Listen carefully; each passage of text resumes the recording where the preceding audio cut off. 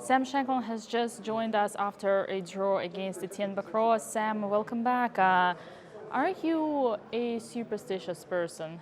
Generally not. For a while I had a lucky shirt that I had, when I built my website some years back, I put up some pictures from some critical games and I realized by some coincidence, I was wearing this shirt in a bunch of big victories. So that was my lucky shirt. I wore it 4 times the year I won the US Championship and didn't wear any other shirts. But, well, it's gotten pretty ripped and smelly, so I don't have it anymore, and so no more superstitions. What's your longest winning streak in classical games? 7 from the Olympiad in 2014. Maybe I had more when I was a kid against weaker players, but from actual strong players, my first Olympiad for the US, I started 7-0, which was a nice way to make my debut for the US team. And the longest losing one?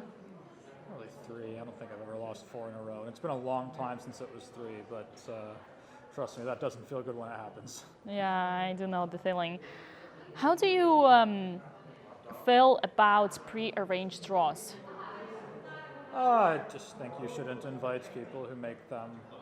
Look, I'm not an idiot. I know when people are making a prearranged draw and when they're fighting, and I know that when you're playing black and somebody pushes you, and somebody forces a draw with white, you don't have a choice. But people who prearrange draws, you can't really ban them because you can't prove it. But we all know what's going on, so just tell the organizers, just don't invite them back.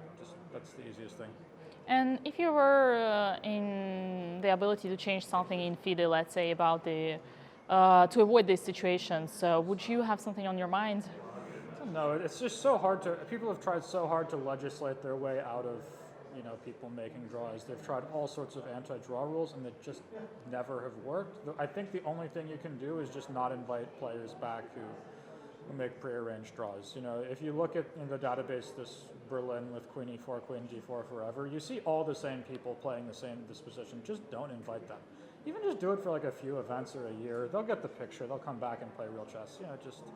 I think it really has to be done on a lower organizational level as opposed to within FIDE altering the rules of chess, so to speak.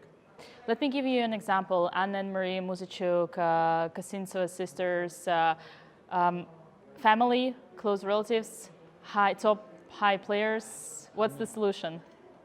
You just have to play. I don't know. What do you think of Eli Manning and Peyton Manning just not playing the Super Bowl against each other? You have to. I get that it's hard to play against your family, it's hard to play against your friends, but you're a professional chess player, it's your obligation to play. I never prearrange any draws. I don't have any siblings or a direct family who play, but all of the people I've worked with who have all my analysis, my best friends, we get there, we just play for hours and hours and hours. It's how it goes. But no, I don't have that much sympathy for, I know this person really well, so I have to just prearrange a draw.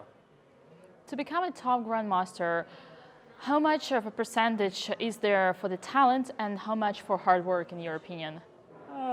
I'd probably tilt closer towards hard work. I think you need a base level of talent that's very, very high, but beyond, let's say once you have that base level of talent, I don't think more talent than that, even more so, will help you that much. I think really it's just about hard work. I know tons of kids from when I was growing up who I considered more talented than me, and I still do, and look where I am now, and look where they are. Probably nobody's heard of them, so I do think hard work has much more to do with it once you have a certain base level of talent.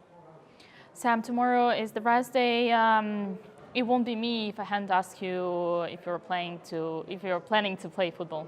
I might. Soccer. We'll see how I feel. I'm going to mope around and be a bummer tonight, and then hopefully tomorrow I'll wake up with a smile on my face and play some soccer. Then hope I'll see you there. Okay.